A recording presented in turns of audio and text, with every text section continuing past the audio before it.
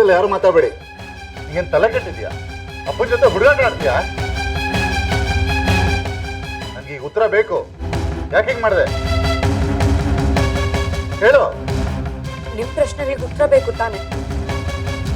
ಕೊಡ್ತೀನಿ. ಅದಕ್ಕಿಂತ ಮೊದಲು ನನ್ನ ಪ್ರಶ್ನೆಗೆ ಉತ್ತರ ಕೊಡಿ. ನೀವು ನಿಮ್ ತಂದೆ ಜೊತೆ ಮಾತಾಡ್ಬೇಕು ಅಂತ ಎಷ್ಟು ದಿನದಿಂದ ಕಾಯ್ತಿದ್ದೀರಾ? ಎಷ್ಟು ದಿನದಿಂದ ಅಲ್ಲ, ನನ್ ಬುದ್ಧಿ ಬಂದಾಗಿಂದ ಕಾಯ್ತಾ ಇದ್ದೀನಿ. ನೀವ್ ಕಾಯ್ತಾ ಇದ್ದಿದ್ದು ನಿಮ್ ತಂದೆ ಆ ಕತ್ಲೆ ಕೋಣೆಯಿಂದ ಹೊರಗೆ ಬಂದು ಎಲ್ಲರ ಜೊತೆ ಬೆರೀಲಿ ಅಂತ ತಾನೆ. ಅವ್ರ ಕೋಪ ಮಾಡ್ಕೊಂಡ್ರು ಮತ್ತೊಂದು.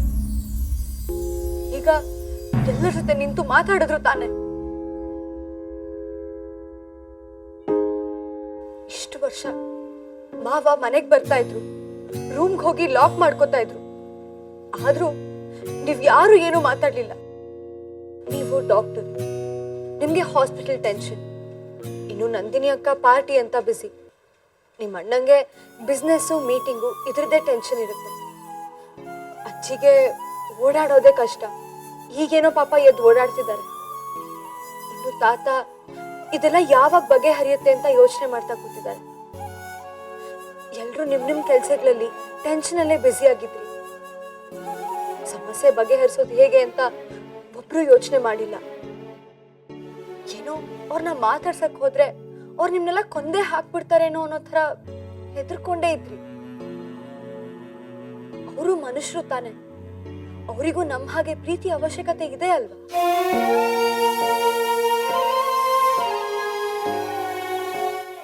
ಅದಕ್ಕೆ ಅವ್ರು ಹೊರಗೆ ಬಂದು ಮನೆ ಜೊತೆ ಬೆರೀಲಿ ಅನ್ನೋ ಒಂದೇ ಒಂದ್ ಕಾರಣಕ್ಕೆ ನಾನು ಹೀಗ್ ಮಾಡ್ದೆ.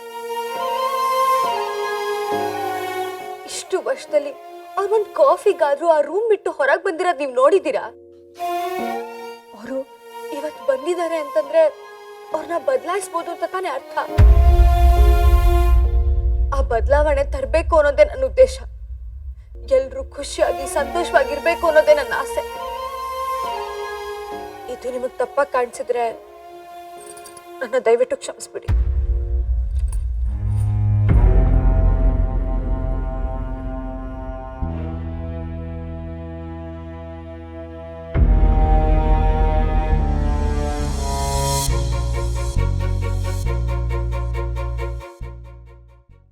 ಇಂದು ಎನಗೆ ಗೋವಿಂದ ನಿನ್ನಯ ಪಾದಾರವಿಂದವ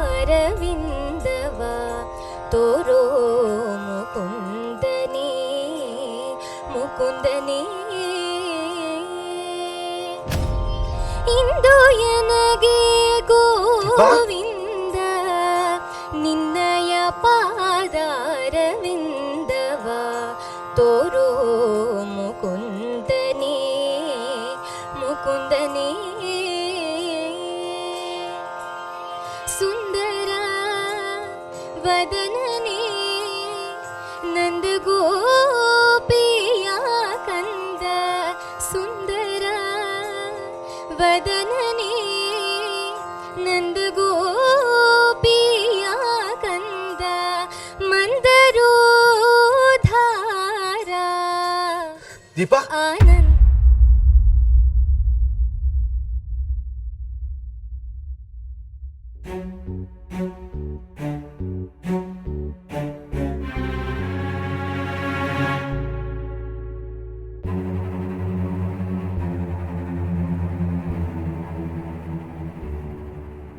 ಇಂದು ಎನಗೆ ಗೋವಿಂದ ನಿನ್ನಯ ಪಾದಾರವಿಂದವ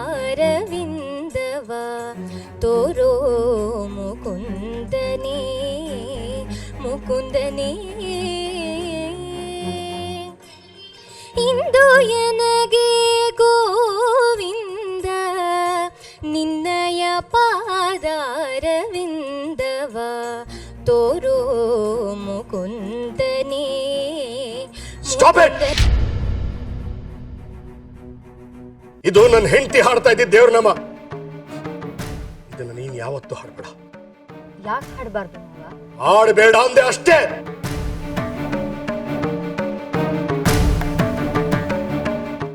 ಹಾಡ್ತೀನಿ. ಪ್ರತಿದಿನ ಹಾಡ್ತೀನಿ. ನೀವು ರೂಮಿಂದ ಅಷ್ಟೇ ಅಲ್ಲ, ಅತ್ತೆ ನೆನಪಿಂದ ಹೊರಗೆ ಬರೋ ತನಕ ನಾನು ಹಾಡ್ತಾನೆ ಇರ್ತೀನಿ. ಹುಟ್ಟಿದ ಮೇಲೆ ಎಲ್ಲರೂ ಸಾಯಲೇಬೇಕು ಮಾವ, ಹಾಗಂತ ಹೋದೋರ್ ಬಗ್ಗೆನೇ ಕೊಡುತ್ತಾ ನಮ್ಮ ಜೀವನನ ಹಾಳು ಮಾಡ್ಕೋಬಾರ್ದು.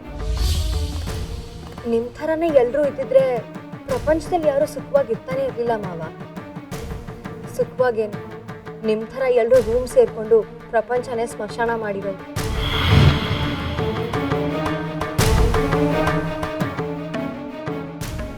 ಹೋಗ್ಲಿ, ಆ ಕತ್ಲೆ ಕೋಣೆಲಿ ಅತ್ತೆ ಏನಾದರೂ ಇದ್ದಾರಾ? ಇಲ್ಲ ತಾನೆ. ಸತ್ತವರು ದೇವ್ರ ಸಮಾನ, ಅವ್ರನ್ನ ಮನಸ್ಸಲ್ಲೇ ಪೂಜಿಸಿ ಆರಾಧಿಸಿ. ಅದನ್ನ ಬಿಟ್ಟು ನಿಮ್ಮನ್ನ ನೀವು ಹೀಗೆ ಕಳ್ಕೊಳ್ಳೋದು ಎಷ್ಟು ನ್ಯಾಯ? ಇಲ್ಲದೆ ಇರೋ ಒಬ್ಬರಿಗೋಸ್ಕರ ಇರೋ ಇಷ್ಟು ಜನಕ್ಕೂ ಯಾಕೆ ನಾವು ಕೊಡ್ತಿದ್ದೀರ ಮಾವ?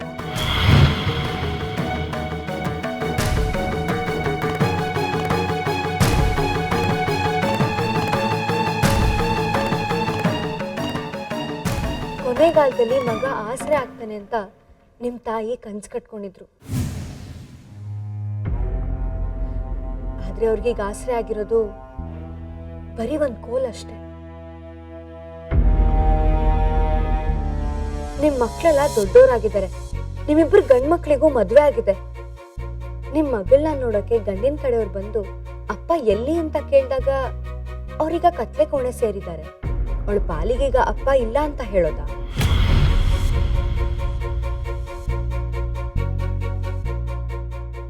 ಹೆತ್ತವ್ರಿಗೆ ಕೊನೆಗಾಲದಲ್ಲಿ ಖುಷಿ ಕೊಡ್ಬೇಕೆ ಹೊರತು ನೋವು ಕೊಡ್ಬಾರ್ದು ಮಾವ. ಮಾವ, ಕೃಷ್ಣ ಕೃಷ್ಣ ಕೃಷ್ಣ,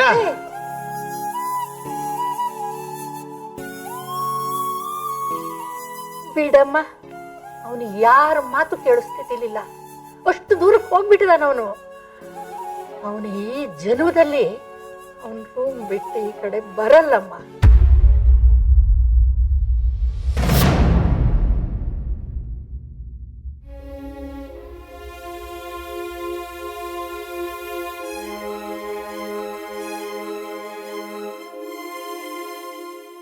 ದೀಪ, ನನ್ನ ಜೊತೆಗೆ ಇನ್ನೂ ಕತ್ಲೆ ಕೋಣೆಲಿರೋ ಹಾಗೆ ಮಾಡ್ಬಿಟ್ಟೆ. ನನಗೆ ನಿನ್ನ ಮೇಲಿನ ಪ್ರೀತಿನೇ ನನ್ನ ಬುದ್ಧಿ ಮನಸ್ಸನ್ನು ಕಟ್ಟಾಕಿ ಈ ರೀತಿ ಇರೋ ಹಾಗೆ ಮಾಡ್ಬಿಡ್ತು. ನೀನಿರ್ಬೇಕಾದ ಜಾಗ ಇದಲ್ಲ, ಬಾ ನನ್ನ ಜೊತೆಲಿ.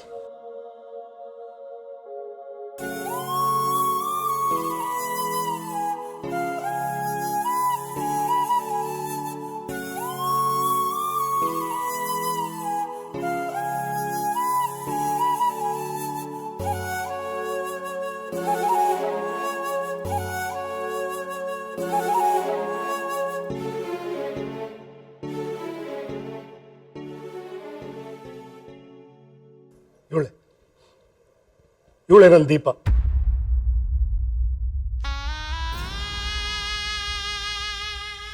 ಇವಳು ಬಿಟ್ಟು ಹೋಗಿದ್ದಾಳೆ ಅನ್ನೋ ಸತ್ಯನ ನನಗೆ ಅರಗಿಸ್ಕೊಳ್ಳೋಕೆ ಆಗಿಲ್ಲ.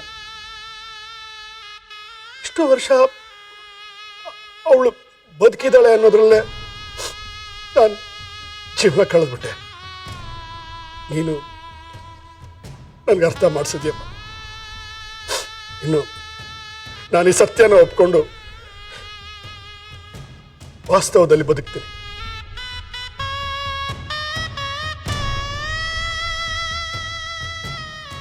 ತಗೋ, ನಿನ್ ಕೈಯಾರ ದೀಪ ಹಚ್ಚು.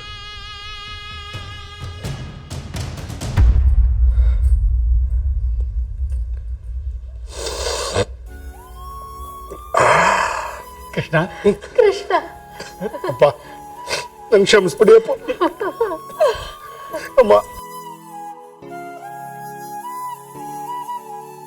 ಕೃಷ್ಣ, ವಿರಾಟ್ ದೊಡ್ಡ ಡಾಕ್ಟರ್ ಕೂಡ ಇವನು.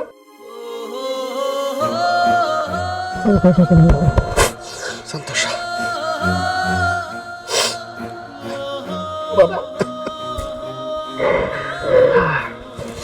ಕರೋ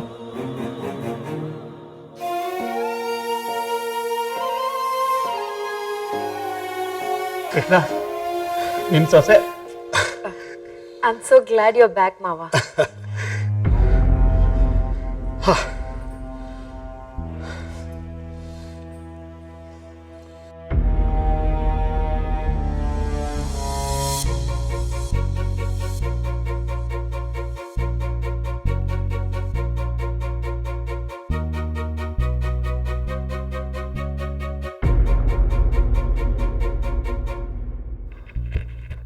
ಪೌರ್ಣಮಿ,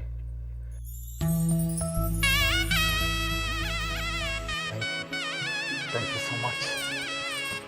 ಅಂತೂ ನೀವು ಅಂದ್ಕೊಂಡಿದ್ದನ್ನು ಸಾಧಿಸ್ಬಿಟ್ಟಲ್ಲ. Thank you. ನಿಮಗೆ ನಿಮ್ಮ ಮನೆಯವ್ರಿಗೆ ಖುಷಿ ಆಯ್ತಲ್ಲ, ಅಷ್ಟೇ ಸಾಕು. ಅಪ್ಪನ ಜೊತೆ ಫೋಟೋ ಇಲ್ಲ ಅಂತ ಹೇಳಿದ್ರಿ ಅಲ್ವಾ, ಇವಾಗ ಎಷ್ಟು ಬೇಕಾದ್ರೂ ತಗೊಳ್ಳಿ. Lavanya, I am so happy. I am so happy ಗೊತ್ತಾ. You won't believe it. ಅಪ್ಪ ರೂಮಿಂದ ಹೊರಗೆ ಬಂದ್ರು ಗೊತ್ತಾ. ನಮ್ಮೆಲ್ಲರ ಜೊತೆ ಎಷ್ಟು ಚೆನ್ನಾಗಿ ಮಾತಾಡಿದ್ರು. ನನ್ನ ಆಸೆ ಎಲ್ಲ ಈಡೇರಿತು. I even took a selfie with him. What? Do you believe it? Are you serious? ಇದೆಲ್ಲ ನಿಜನಾ? ನನಗೆ ನಂಬಕ್ಕೆ ಆಗ್ತಿಲ್ಲ. Can I show you?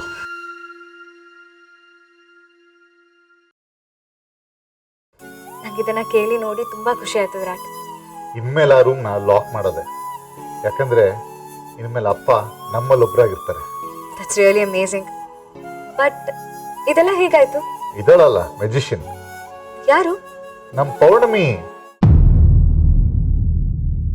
ಹೌದು, ನಮ್ಮ ಪೌರ್ಣಮಿ.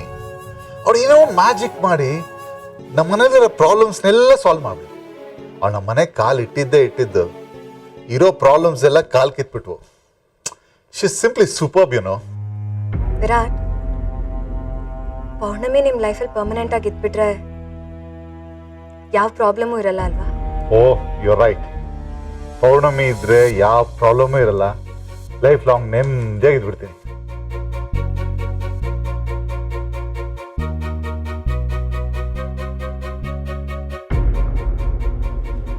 ಅಂದ್ರೆ Lavanya, what I mean to say is that's okay Virat. You don't have to say a thing. Lavanya,